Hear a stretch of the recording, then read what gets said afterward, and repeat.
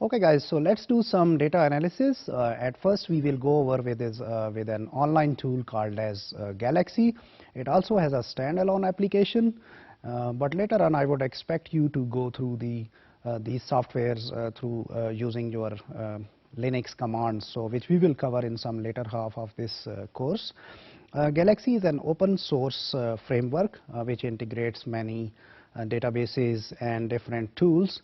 They are put together in a cohesive environment where you can do different comparative genomic tasks. So here is if you go to Galaxy website, first of all you see this page where we have different options. So you can use Galaxy while clicking this link. You can get its application on your system. You can learn through different tutorials. You can get involved into their projects, so they have a lot of room for developing new tools and putting them together. If we look into Galaxy interface, it is divided into 3 pans.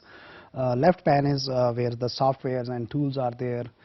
In the middle you can see where different menus appear, so you can choose from those menus, and towards right is the history of your ongoing projects.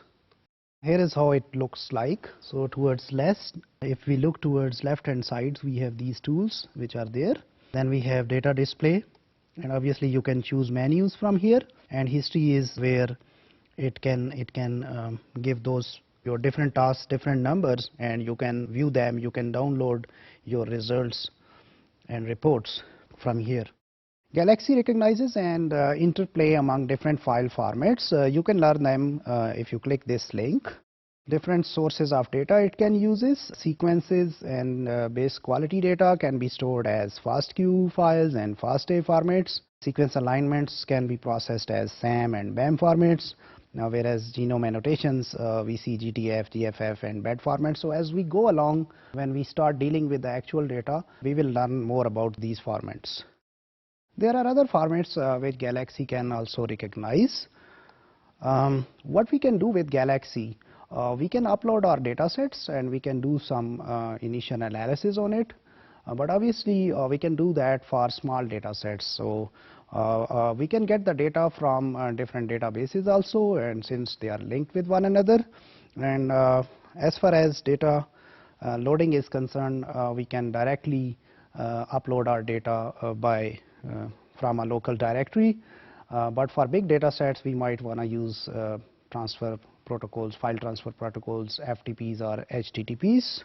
Here is how we can load our data. If you look into the left pane, we can have Get Data tab, so we can click on that. It leads us into this page, so where we can have Upload File option, and we can browse from our local directories. If we click this browse button here, it can also ask us to specify that what kind of genome is it. So it's a mouse or human or whatever is it.